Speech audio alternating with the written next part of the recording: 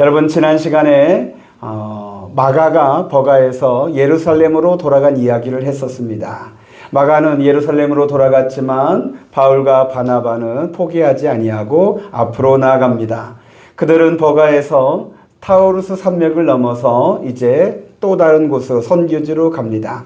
타우루스 산맥을 넘을 때 그들은 산적을 피해서 낮에는 숨어 있었고 밤에 어둠을 더듬으면서 조금씩 걸어갔습니다. 그 여정이 약 일주일 정도 진행이 됩니다. 그리고 그렇게 산맥을 넘어서 도착한 곳이 있습니다. 그곳이 안디옥입니다.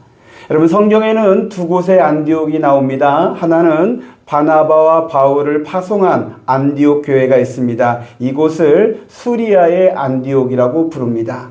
그리고 오늘 본문처럼 바울과 바나바가 타우루스 산맥을 넘어서 도착한 안디옥이 있는데요. 이 안디옥을 비시디아 안디옥이라고 부릅니다. 그래서 성경에서 수리아의 안디옥, 비시디아 안디옥 이렇게 나눠서 부릅니다. 그래서 이 비시디아 안디옥은 갈라디아 지역의 행정도시입니다. 여러분, 갈라디아 많이 들어보셨죠?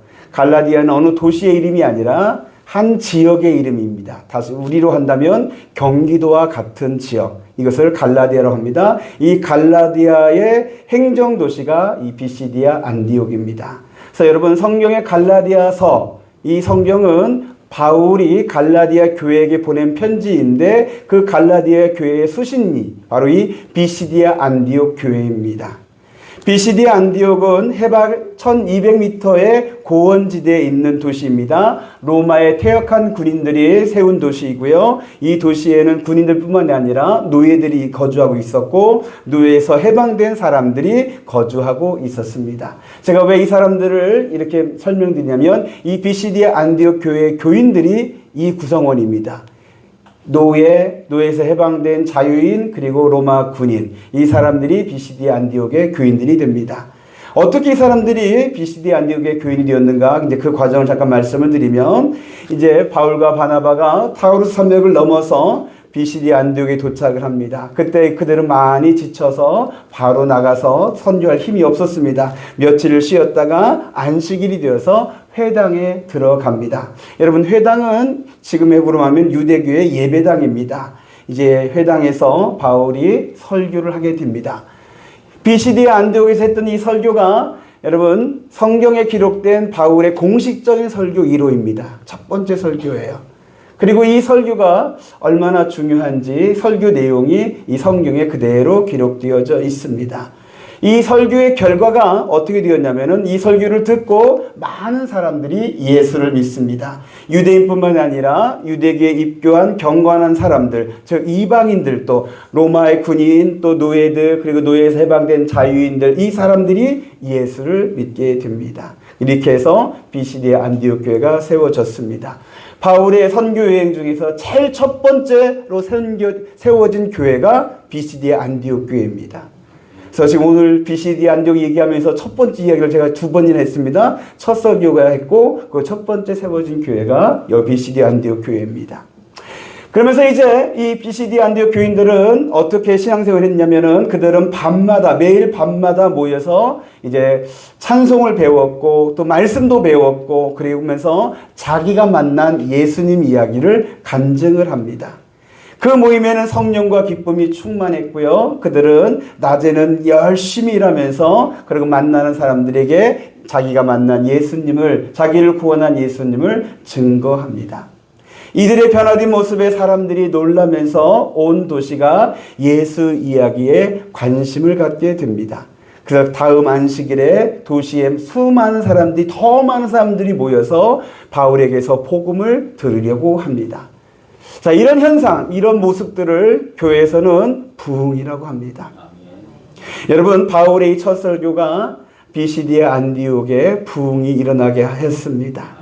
그리고 그 설교의 내용이 오늘 성경에 기록되어져서 저도 여러분도 그 설교를 오늘 일부분을 우리가 보았습니다. 저는 소망합니다. 우리 양문교회도 복음의 부흥이 일어나게 되기를 소망합니다. 이 소망으로 오늘 설교를 합니다. 바울의 설교의 내용에 대해서 잠깐 제가 간략하게 정리해서 다시 한번 말씀을 드립니다. 바울의 설교는 출애굽 사건부터 시작이 됩니다. 이스라엘 조상들이 애굽의 노예로 있을 때 하나님께서 큰 권능으로 인도하여 내셨습니다.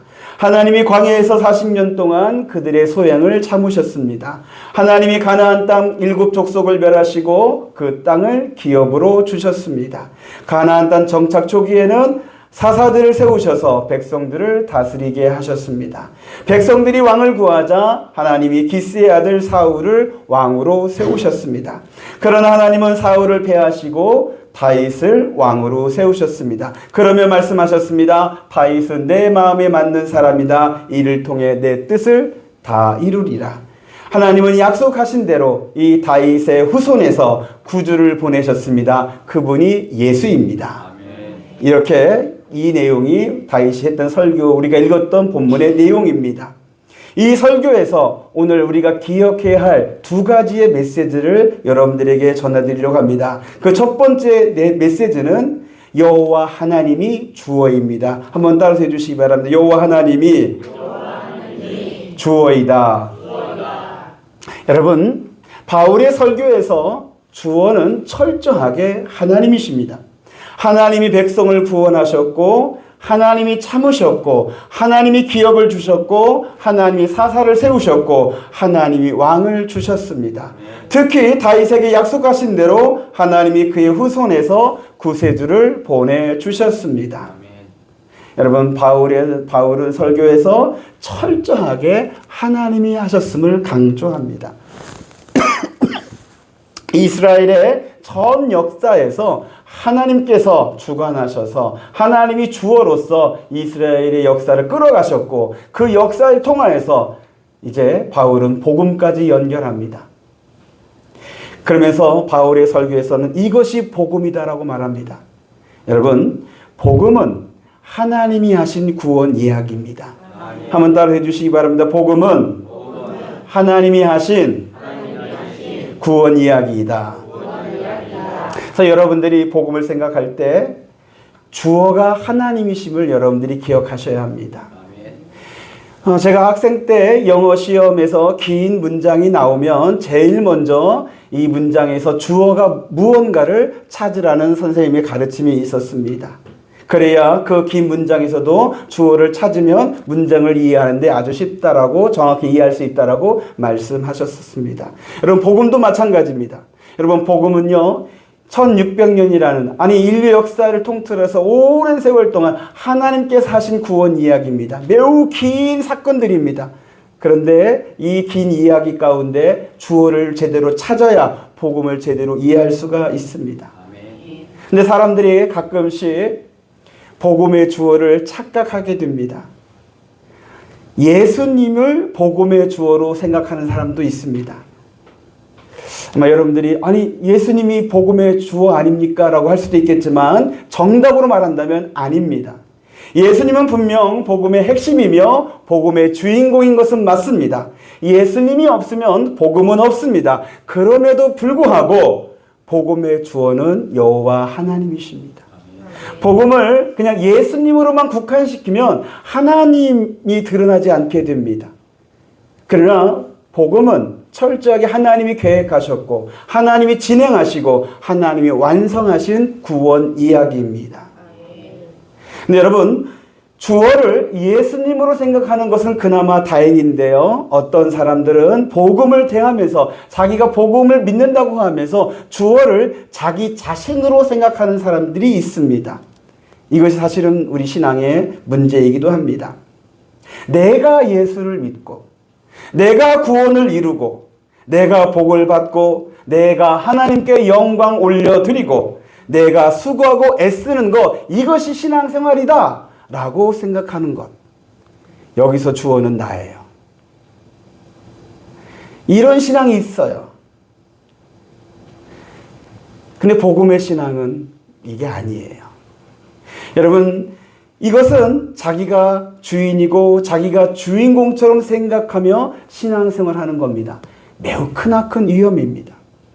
하나님과 예수님의 자리를 내가 차지하는 것입니다. 이것은 믿음 좋은 것처럼 보이지만은 그러나 실상은 우상 숭배입니다. 어찌 보면 한국교회에 나라는 우상을 섬기는 신앙인들이 많이 있는지도 모르겠습니다. 저는 우리 양문교회는 그런 우상 숭배자가 하나도 없게 되기를 소망합니다. 어느 목사님은 제가 이 본문으로 설교를 준비하면서 목사님들의 설교를 볼 때 유명하신 목사님이십니다. 근데 그분의 목사님이 설교가 본문에서 22절에 하나님께서 다윗에게 하셨던 말씀, 내 마음에 맞는 사람이라는 그 구절을 인용을 해서 우리가 어떻게 하면 하나님의 마음에 맞을 수 있을까? 그래서 하나님이 맞는 사람이 되어서 하나님의 뜻이 이루어지는 인생이 되기를 축복한다 라는 설교를 하셨습니다. 그 설교의 내용들은 은혜로운 것처럼 보였습니다. 그런데 이런 설교가 사실은 위험합니다. 여러분, 복음을 가지고 율법 설교를 하고 있는 겁니다. 여러분, 율법 설교라는 것은 여러분들이 해야 할 것들을 가르치고 하지 말아야 할 것들을 강조하는 설교가 율법 설교입니다. 내가 해야 할 것을 하고 하지 말아야 할 것을 하지 말면서 하나님의 복과 은혜를 받게 할 수 있도록 가르치는 것. 얼뜻 들으면 이게 좋은 것처럼 보입니다. 그런데 이것이 여러분들의 신앙에서 신앙을 병들게 하는 요소가 됩니다. 여전히 여러분들이 예수를 믿으면서 여러분들의 인생의 주어, 인생의 주인을 여러분 자신을 두게 만드는, 여러분 자신을 우상으로 만드는 그런 위험한 설교입니다. 복음은 철저하게 하나님이 하셨음을 증거합니다. 바울이 설교한 것처럼 하나님이 구원하셨고, 하나님이 인도하시고, 하나님이 주시고, 하나님이 세우시고, 하나님이 폐하기도 하시고, 하나님이 약속을 이루신 사건이 복음입니다. 저는 그런 의미에서 제가 양문교회에서 목회할 때 하나님께서 제게 주셨던 그 말씀이 얼마나 복음이라는 것인가를 나중에서야 뒤늦게 깨달았었습니다. 하나님께서 제게 주셨던 말씀이 뭐였냐면 내가 하겠다라는 말씀이셨습니다.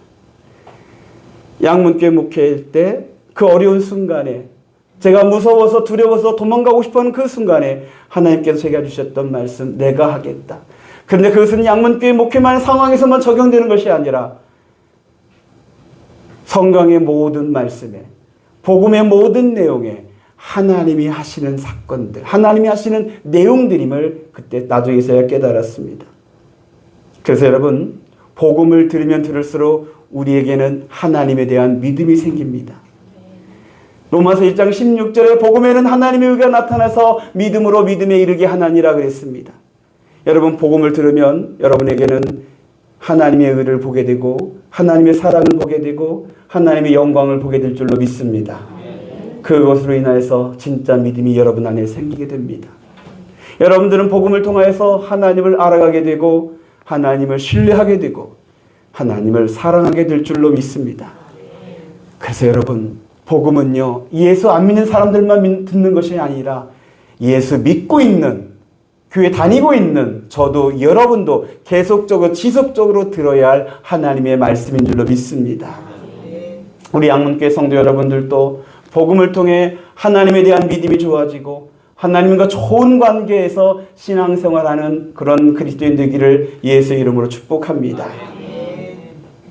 그리고 바울의 설교에서 우리가 기억해야 할 두 번째 메시지는요, 예수님을 다윗의 후손으로 세상에 보내셨다는 것입니다. 하나님께서 하신 것 중에서 하나님의 구세주 예수를, 하나님의 아들이신 예수님을 세상에 보내시는데 어떻게 보내셨느냐? 다윗의 후손으로 보내셨다는 겁니다. 23절의 말씀을 다 같이 보겠습니다. 23절입니다. 시작. 하나님이 약속하신 대로 이 사람의 후손에서 이스라엘을 위하여 구주를 세우셨으니 곧 예수라. 여러분, 이번 주 목요일 날이 성탄절입니다. 이 성탄절을 앞두는 이 주간에 우리가 꼭 기억해야 할 말씀 중에 하나가 이 말씀입니다. 하나님께서 예수님을 다윗의 후손으로 보내셨습니다. 여러분, 예수님에 대한 호칭이 여러 가지가 있습니다. 복음서에 보면은 사람들이 예수님을 부를 때 선생님이라고 부르기도 하고 랍비어라고 부르기도 합니다. 근데 여러분들이 복음서 보시면 아시겠지만 사람들이 예수님에게 선생님 아니면 랍비어라고 부를 때는요, 예수님의 반응이 차갑습니다. 어떤 때는 꾸짖습니다. 선한 선생님이 어디냐? 오직 하나님 한 분밖에 없다 하면서 꾸짖기도 하십니다. 어떨 땐 못 들은 척도 하십니다. 그건 예수님에 대한 바른 호칭이 아니라고 말씀하시는 것처럼 보입니다. 근데 어떤 사람들은 예수님에 대해서 다윗의 자손 예수여 라고 부르는 경우도 있습니다. 다윗의 자손 예수여 우리를 불쌍히 여기소서라고 그렇게 목 놓아 부르는 사람도 있었습니다. 예수님은 그런 사람들을 긍휼히 여기시면서 그의 병을 고쳐주시고 귀신을 쫓아내셨습니다. 예수님이 다윗의 자손이라는 표현을 좋아하시는 것처럼 그렇게 묘사됩니다. 여러분, 복음에서 예수님이 다윗의 자손으로 오셨다는 것은 매우 중요한 하나님의 메시지가 있습니다. 그 첫 번째 메시지가 뭐냐면 하나님의 약속입니다. 하나님이 다윗에게 약속하셨고 그 약속을 다 이루셨다는 것이 다윗의 자손으로 오셨다는 것을 나타냅니다. 사무엘하 7장 16절에 이런 말씀이 있습니다. 하나님께 다윗에게 하신 약속의 말씀입니다. 사무엘하 7장 16절이요. 사무엘하 7장 16절 시작. 내 집과 내 나라가 내 앞에서 영원히 보존되고 내 왕위가 영원히 견고하리라 하셨다 하라. 하나님은 다윗에게 다윗의 나라와 왕위가 영원히 견고하리라 라고 하나님께서 약속하셨습니다. 그런데 여러분, 다윗의 나라는 BC 586년에 바벨론이라는 나라에 망하고 말았습니다. 그럼 하나님께서 하신 이 약속은 깨진 거냐? 하나님이 약속을 못 지킨 거냐? 그렇지 않습니다. 이때부터 이스라엘은 하나님이 다윗의 후손으로 메시아를 보내신다라는 믿음을 가졌습니다. 그리고 하나님은 약속하신 대로 그리고 사람들의 믿음대로 다윗의 후손으로 예수님을 세상에 보내셨습니다. 그래서 예수님이 다윗의 후손으로 오셨다는 것은 예수님이 약속된 메시아다라는 것을 증명합니다. 하나님은 예수 그리스도로 말미암아 이제 다윗의 나라가 아니라 영원한 하나님의 나라를 세우십니다. 다윗은 이스라엘의 왕이지만 예수님은 하나님 나라의 왕이 되신 줄로 믿습니다. 고린도후서 1장 20절에 이런 말씀이 다 같이 읽어보겠습니다. 시작. 하나님의 약속은 얼마든지 그리스도 안에서 예가 되니 그런즉 그로 말미암아 우리가 아멘하여 하나님께 영광을 돌리게 되느니라. 아멘. 하나님의 약속이요 그리스도 안에서 얼마든지 이해가 됩니다. 다 이해가 돼요. 그리스도 안에서 다 이루어진 거예요. 이게 복음의 내용입니다.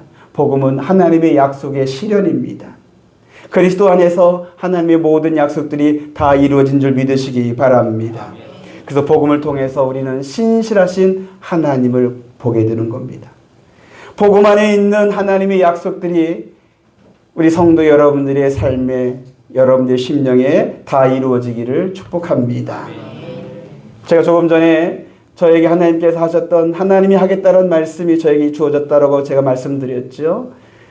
그리고 목회하면서 그 뒤로도 여러 가지 어려운 순간들이 있었고 솔직히 말씀드리면 도망가고 싶은 순간들도 있었습니다. 근데 그때마다 저와 저희 아내가 했던 말 중에 뭐냐면 하나님이 하실 것을 우리가 한번 보자. 우리가 여기서 도망가면 하나님이 하시는 것을 보지 못할 수도 있다. 하나님이 하실 것을 우리가 보자.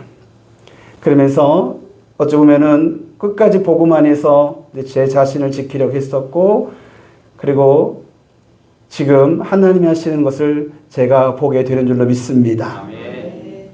여러분들의 모습들이 지금 하나님이 하시는 그런 모습들이죠. 여러분, 예수님을 다윗의 자손으로 보내신 또 하나의 이유가 있습니다. 사실은 다윗의 자손으로 보내신 것의 핵심 메시지가 이거이기도 합니다. 그건 뭐냐면 예수님이 이제 왕가의 사람이란 거예요. 왕가의 사람. 예수님이 다윗의 후손으로 오셔서 왕가의 사람이 되셨듯이 예수님이 왕이시란 얘기예요. 다윗은 이스라엘의 왕이지만 예수님은 하나님 나라의 왕이 되셨습니다. 지난주에 제가 어느 교회 권사님을 만나서 대화하던 중에 그분이 갑자기 현 대통령을 비방을 하고 그리고 전직 대통령도 비방을 하면서 사람에게는 기대할 것이 없다고 말씀을 하시더라고요. 제가 정치 이야기, 설교 시간 정치 이야기 안 하는데 이것만 잠깐 얘기할게요. 그러면서 그분이 하셨던 말씀이 뭐였냐면은 우리나라에도 다윗 같은 왕이 나타나야 한다. 그렇게 이야기를 하셨습니다.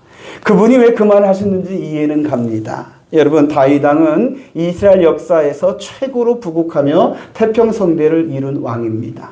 하나님도 다윗을 흡족해 하셔서 내 마음에 합한 자라고 할 정도로 다윗의 믿음과 성품이 좋은 사람입니다. 그런 분이 다스리면 하나님 나라가 될 거라고 그렇게 생각하셔서 하셨을 거라고 생각됩니다. 네, 여러분, 그러나 아닙니다.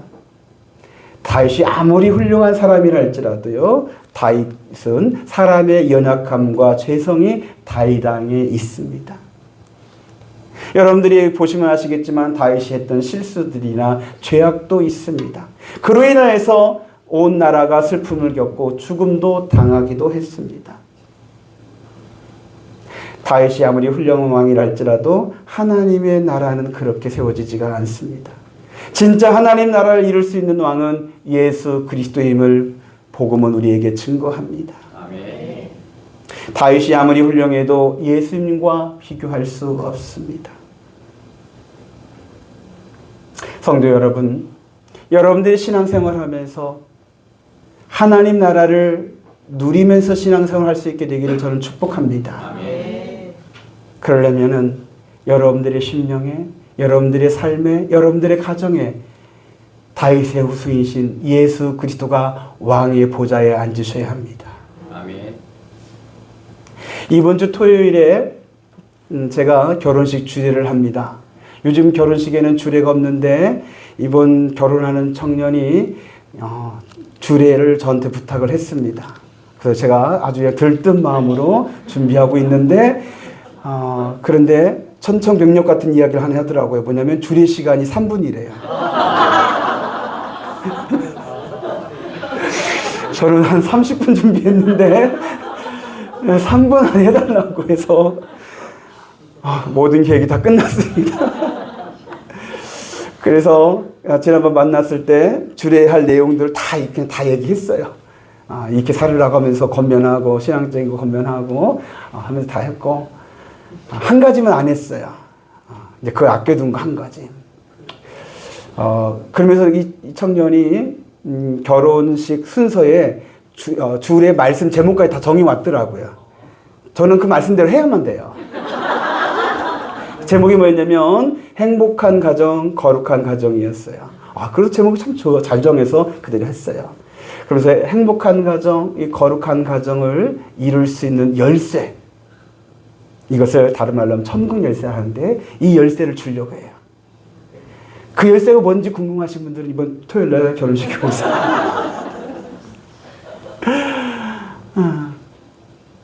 여러분, 예수 그리스도가 열쇠입니다. 예수 그리스도가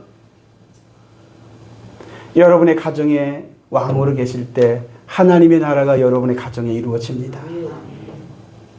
예수 그리스도를 여러분 인생의 주인으로 모실 때 여러분의 인생의 하나님 나라가 됩니다. 다른 데서 하나님 나라를 찾지 마십시오. 다윗이 아무리 훌륭한 왕이라 해도 다윗에게서 하나님 나라를 기대하지 마십시오. 사람에게서 기도할 땐 오히려 실망하게 됩니다. 교회는 세상 사람에게서 하나님 나라를 기대하는 것이 아닙니다. 아무리 훌륭한 목사님을 할지라도 하나님 나라를 주시는 분이 아닙니다. 오직 예수님만이, 다윗의 후손으로 이 땅에 오신 예수님만이 진정한 하나님 나라를 이루시는 천국 열쇠인 줄로 믿습니다. 그럼 어떻게 예수님이 왕으로 오게 하실 수 있을까? 그 방법은 여러분들이 이미 다 알고 계십니다. 나는 죽고 예수가 사는 겁니다. 내가 살려고 할 때는 여러분 평화가 깨집니다. 내가 죽을 때 평화가 임하고요. 그리고 예수님이 사실 때 거룩함이 임하고 하나님 영광의 황간 영광을 보게 될 줄로 믿습니다. 부끄러운 얘기 하나 한다면 나는 죽고 예수가 사는 것을 제가 저희 가정에서도 열심히 하고 있습니다. 근데 그것의 이제 부작용으로 제가 볼 때 저희 아내가 저를 막 주장하는 것 같더라고요. 그래서 한 번은 제가 저희 아내에게 좀 반기 아닌 반기를 들었어요. 그래서 당신이 좀 나한테 갑질한다고 하면서 이제 좀 약간 제가 좀 반기를 들었는데, 제가 어찌 보면 그것은 제가 머리를 세운 거죠. 머리 치켜든 거죠. 근데 그것이 아내에게는 또 속상함이 되어서 눈물을 흘리더라고요. 근데 그 눈물이 또 제 마음을 아프게 하면서 나는 이 정도에도 살면 안 되는구나. 난 이 정도도 살면 안 되는구나. 철저하게 나는 죽고 예수가 살아야 하는구나. 그걸 다시 한번 깨닫는 시간이 되었었습니다. 성도 여러분, 신앙생활 하는 척하지 마시고 진짜 예수님이 여러분의 인생의 주인으로 모시면서 신앙생활 하실 수 있게 되기를 바랍니다. 아멘. 그럴 때 진짜 예수님께서 이루시는 하나님의 나라를 여러분들이 맛보시게 될 거예요. 누리게 될 거예요. 이것을 사람들에게 증거하게 될 줄로 믿습니다. 금주에 성탄절이 있습니다. 우리 교회는 이웃과 함께하는 성탄절이라 해서 마을회관에서 예배하고 식사를 하며 예수 복음을 전하려고 합니다. 그래서 우리 이제 헌금 시간에 연주할 우리 건모와 유한에게도 우리 마을회관에서도 한번 더 해달라고 제가 부탁도 한번 했습니다. 건모 해줄 거지?